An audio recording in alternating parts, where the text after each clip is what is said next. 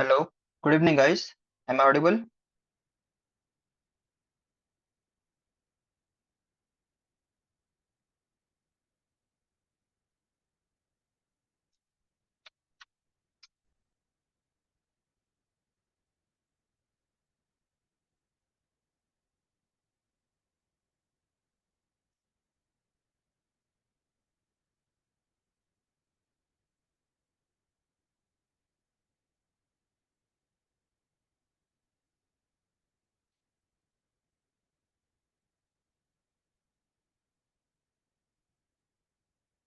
I hope everyone have installed Fortinet firewall on their EVNG,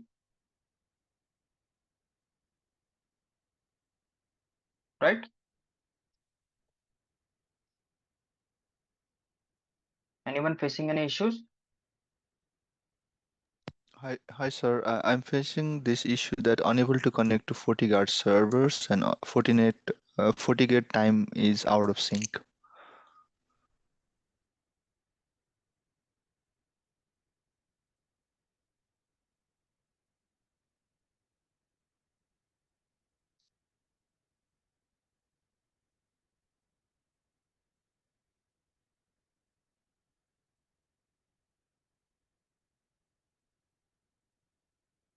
Okay, then let's move forward.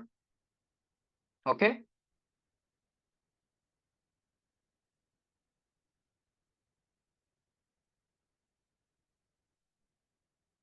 so today we will be starting with role-based access control. Can anybody help me? What is a role-based access control?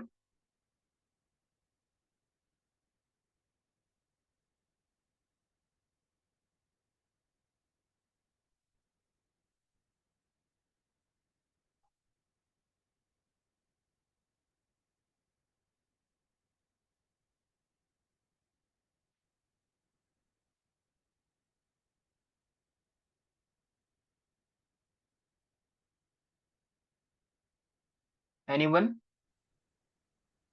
I know just generally it used to define the job titles, maybe.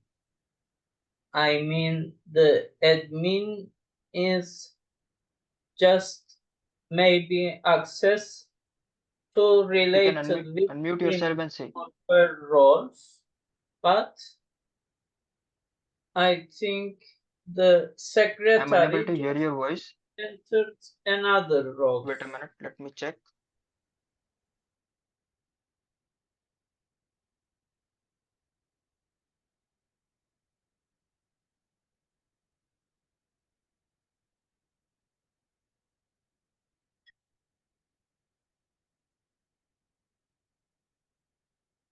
I'm unable to hear you guys.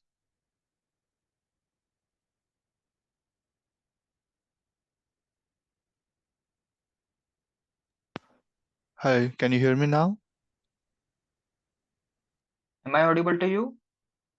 Yeah, I can. We can hear you. I can hear you. Let me check what is happening. I'm not getting your voice. So you are not here to ask Yes, yes, Rahul. yes. Yes, yes, yes. Now you are audible. Hmm. Yes. I mean, generally, the technique is used for just every person access border his roles, not Okay. another parts. Okay. So Okay. this is useful when the attacker is penetration one guy's area. Okay. It is not past the another areas. Okay. So this is a useful security. Right. Thank you. Anyone else?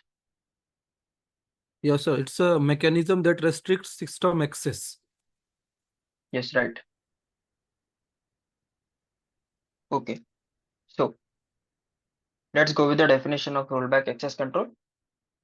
So rollback access control is basically a model for controlling access to resources where permitted actions on resources are identified with roles rather than their individual subject identities, right?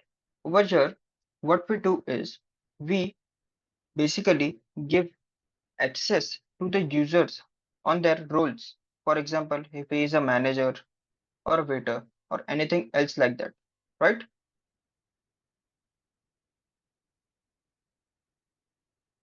Let's take an example of an hotel room.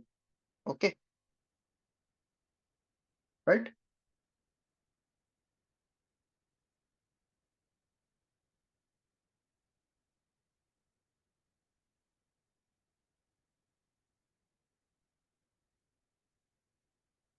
So let's imagine.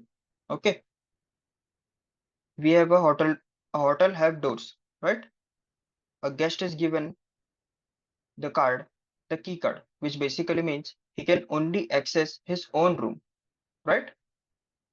But for the maid, if she or he has a key card, she can access all the rooms, right, of the hotel. And same goes with the manager. He can access all the rooms as well as admin doors, such as boss cabin, or you can say the IT room or a CCTV surveillance area, right?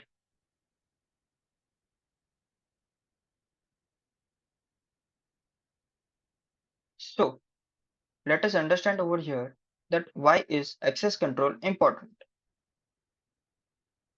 The key of network access control is that we can monitor network we can monitor network protection, right? Who is accessing our servers or who is accessing our data from our switches and all that stuff, right?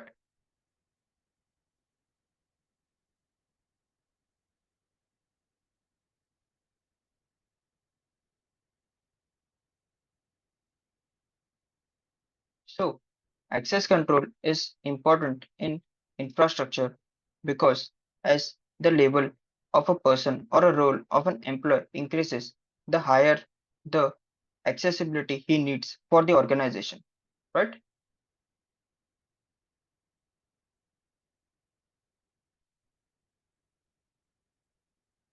So let us understand the working of role-based access control. No, sorry. We have we have already learned working of rollback access control with the help of Hotel, right? Yes. So let's see the advantages and disadvantages of role-based access control. Yes, because I'm saying all the things verbally. That's why I haven't added it. Should I include that in slides too from tomorrow? If you need the explanations. Okay, okay, no problem. So over here, what we can see about advantages is that because of RBAC control, we have better security, we have streamlined compliance, and we also have less work for admins, right? Admin can give the access which is related to a L2 manager, L2 employee, and admin can also give relative access to L1 employee. For example, in FortiGate, we can say that if you are working as an L1, right, level 1, you will only get the access to read all the configurations. But if you are an L2, you will be knowing some of the configuration parts. So what admin will do is he will give access to some of the parts where you can configure, and he will add some of the part as read and some of the part as write. In the part of read, you can only view the configurations and you do not change over there. But in the part of write, you can configure your settings too. But what happens with the admin is that he can change everything on the FortiGate firewall. So basically, this is how we can explain role-based access control, right? Any questions?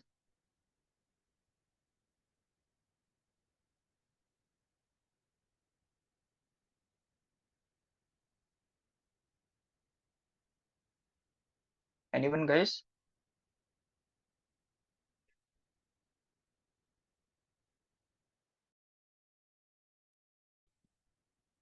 So let's see the disadvantages of role-based access controls. So the disadvantages of role-based access controls are admins need specific operational language, right? They also need RBAC can be inflexible. RBAC can also be inflexible because user roles sometimes may have to change. Because if there was a person who is working as a L2 engineer, but after his promotion, he goes on to the L3. So we also have to change the permissions we give him in the FortiGate firewall, right?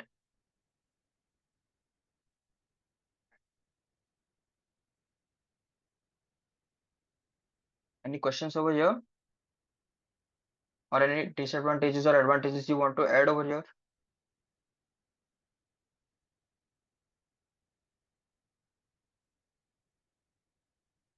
Guys, please be attentive in the lectures. No, no questions. Thank you. Thank you. Thank you.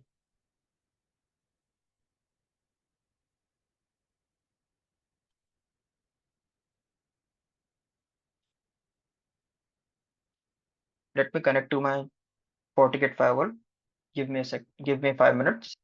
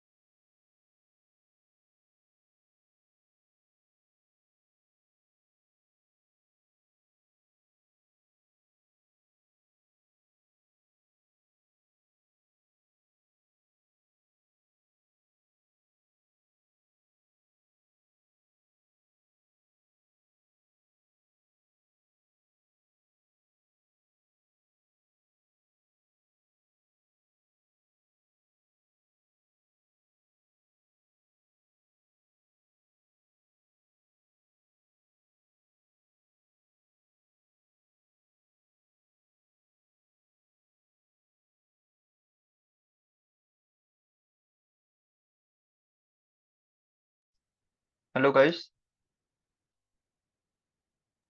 Hi. let's understand it practically. Role-based access control.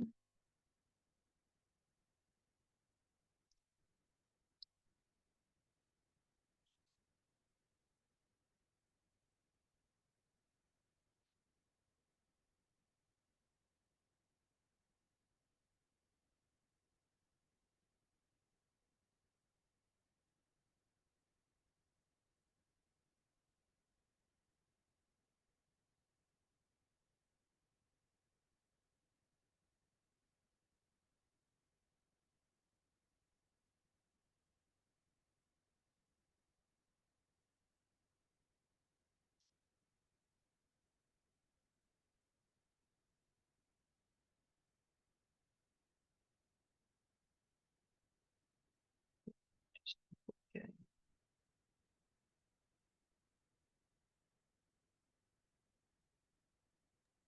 Maybe you use show system interface. Okay, okay, thank you.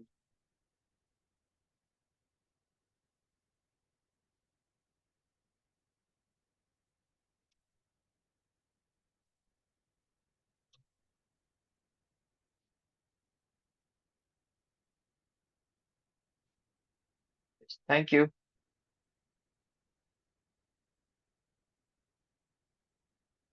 So it's DHCP.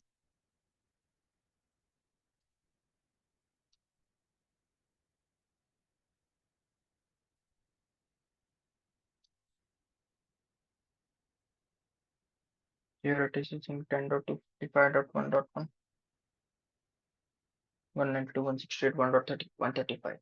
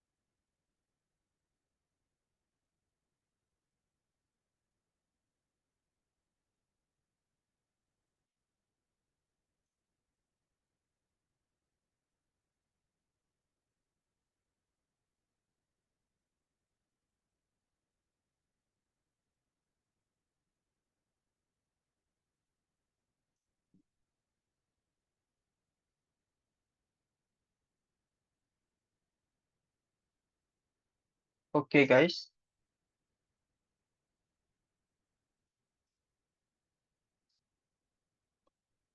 So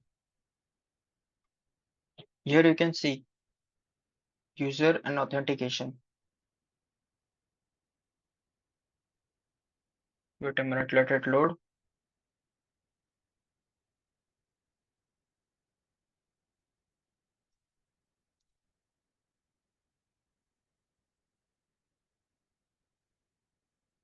So it is showing that we are the guest user over here as it's in DHCP, right? We can create new from here. We can create local user, remote radius user, and all that stuff, right? No, it's not this. Wait,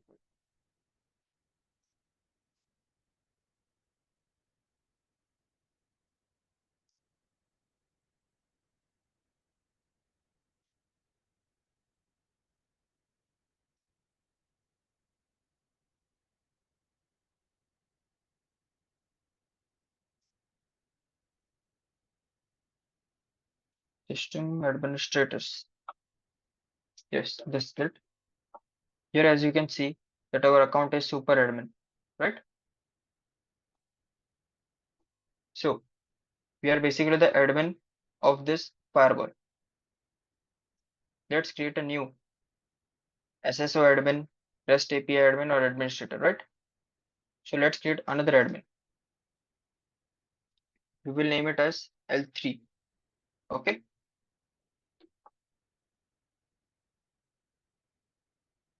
So here are some types. Use public key infrastructure, match all users in a remote server group, or match a user on a remote server group. So we will do a local server. Password, we will be keeping it as 1234, 1234, administrator profile, right? Over here, as you can see, there are some there are some presets of profile, such as professor admin, professional admin, super admin, or super admin read only. Let's check all of them. Professional admin. We can edit the access, right? Here, as you can see, the professional admin has read and write on all of this. So he can do configuration or change any settings on this firewall in every field of this, right? Like security fabric, FortiView, user and device, firewall, login report, network system, security profile, etc. Okay. For example, if we have to change something over here. So for example, if I have to make security fabric as read only. So what I have to just do is click on the read. In firewall, there is also some custom options. For example, if I can keep policy as read only or read and write, addresses read and write, right? Like that, we can control the role-based access of this user we have created. So we have set the username as L3, right? Let's log out and sign in with L3.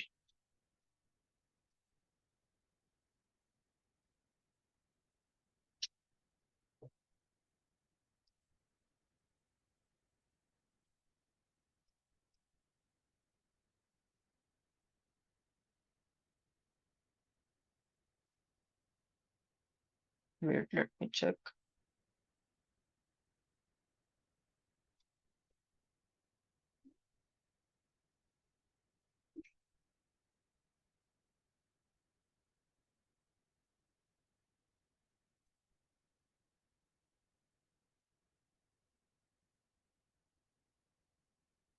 We haven't clicked on the apply, that's why it happened.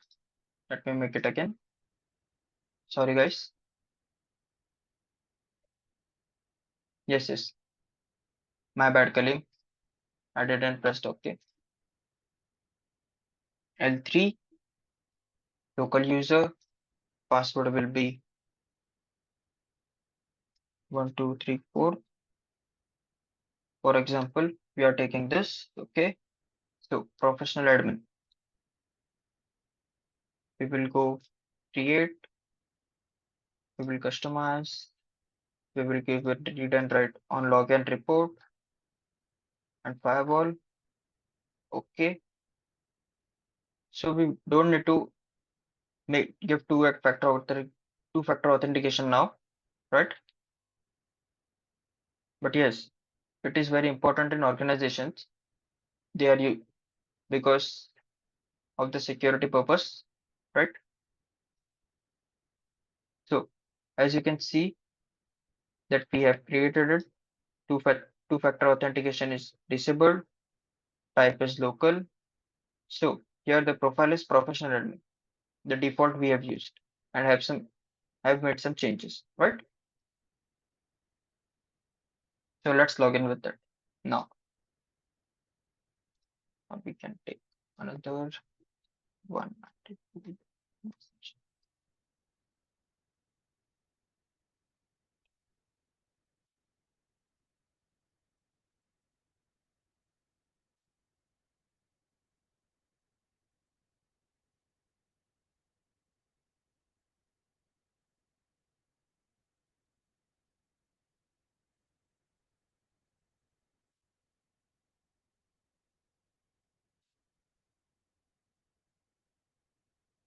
As you can see over here,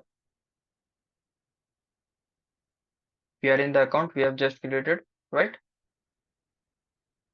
So let's go to system administrators.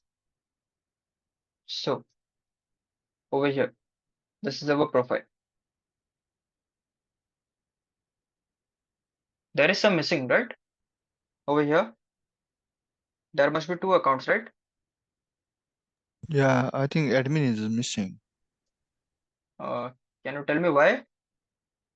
Because you did not give the full permission, like only read only. Yes, you are right. But in Fortinet firewall, what happens is the admin which have created the account is not shown in the account that he have created, right? For example, as you can see, we have created a L3 account from an administrator account, right? So over here, it will not show from which account it has been created.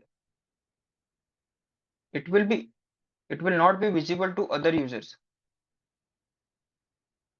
Now, if he is making anything else, he will be visible, right? So means you mean to say like only super admin can see everything, but other cannot see the details, huh? Yes, yes, yes, yes. Only super admin can Okay. see the accounts that he have created, right? Okay. Yes, yes. Okay.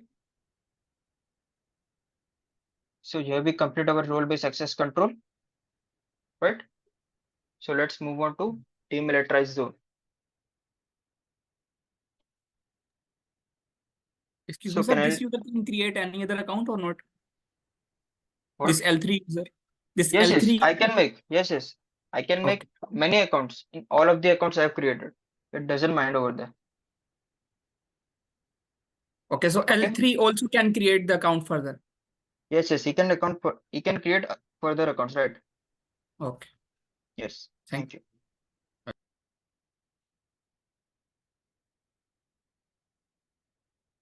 Guys, what is demilitarized zone? It's like allowing to access the web server without compromising the local network. Okay, right. Anyone else?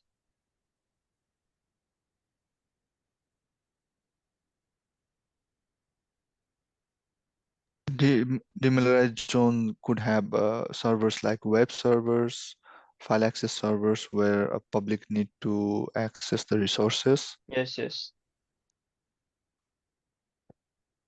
Yes, you're right.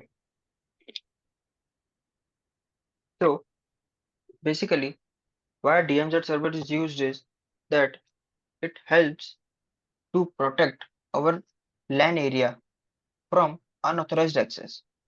So the definition of demilitarized zone is it is used to differentiate between authorized and unauthorized user. In that way, we can protect our LAN area, right? For example, as you can say that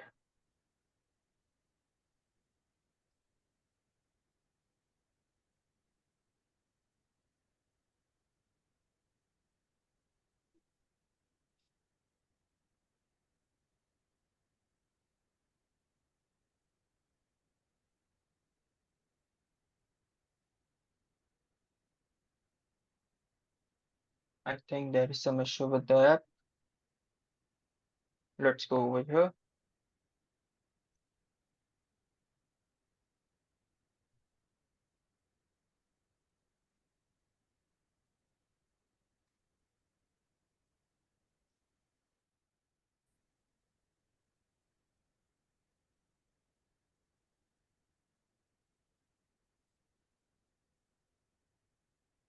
Right.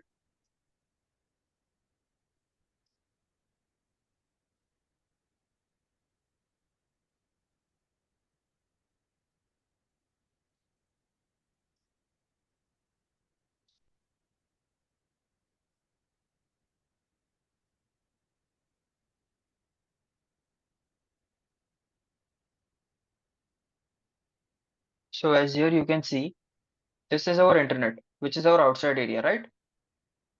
Yes. This is our LAN, which is our trusted area, and this is our DMZ zone. So what happens over here is, if someone has to visit any web server or NTP server or anything else, right, which is based on servers. So what firewall will do is that when the person comes in, the firewall will check whether where he has to go and what is the work he needs, right? Needs to be done. So he will see that he needs to visit some web servers from our area. So what he will does is he will directly move it out to the DMZ zone where we have situated all our servers, right? We will not send it to LAN area, right? So that's how firewall will help us to protect the LAN network with the help of demilitarized zone. So let's see benefits of DMZ.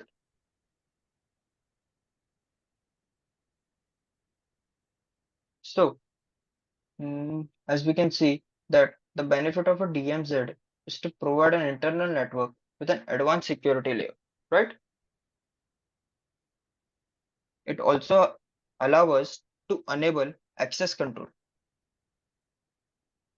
Business can provide users with access to services outside the perimeters of their network through the public internet. It also helps in preventing network reconnaissance by providing a buffer between the internet and a private network, right? It also helps in blocking DHCP spoof attacks and all that stuff, MAC address spoofing attack, right? So the services included in DMZ are DNS server, FTP servers, mail servers, proxy servers, etc.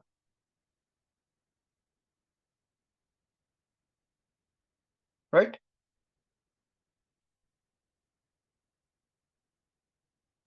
Right. Any questions, guys?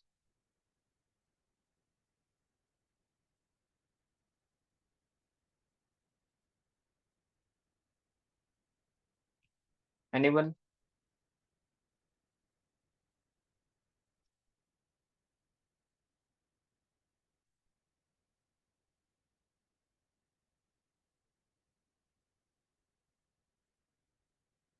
No questions. Okay, okay.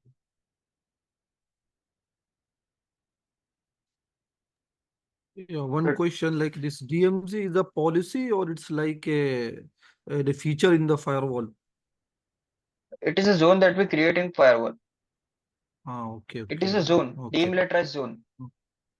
Ah, okay, okay, okay. Okay. It is work with a kind of sandbox logic.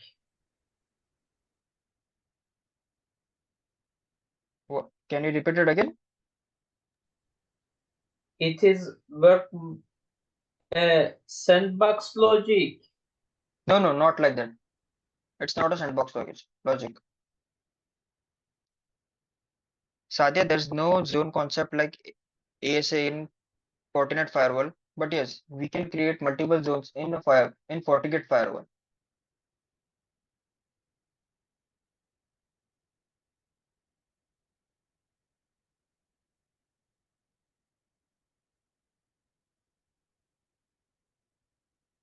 Wait a minute, I will be back.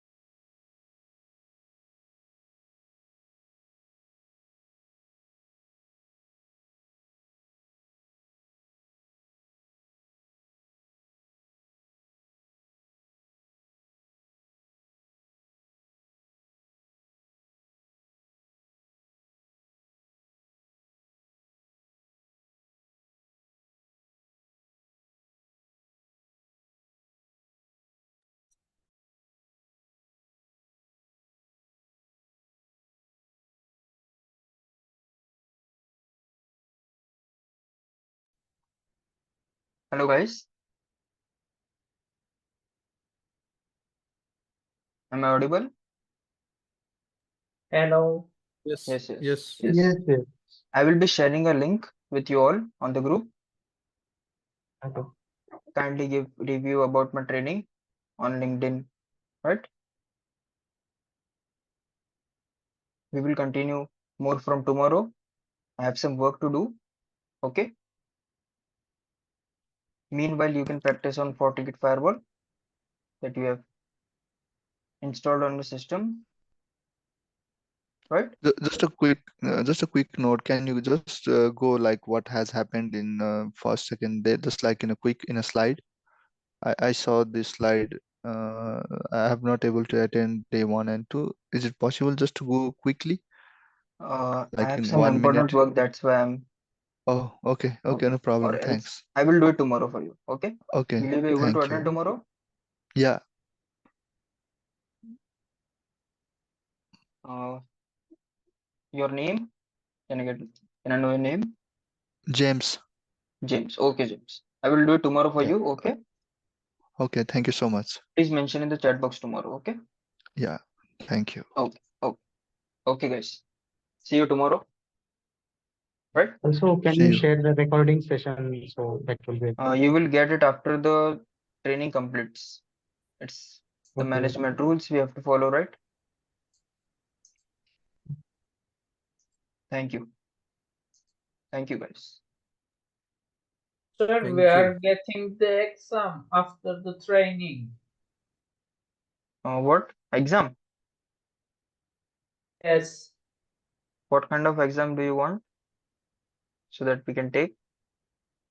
It's just for training purpose.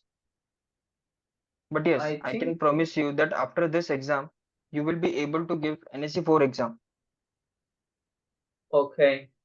We will be covering topics in the lab which are there in NSE4 exam, right?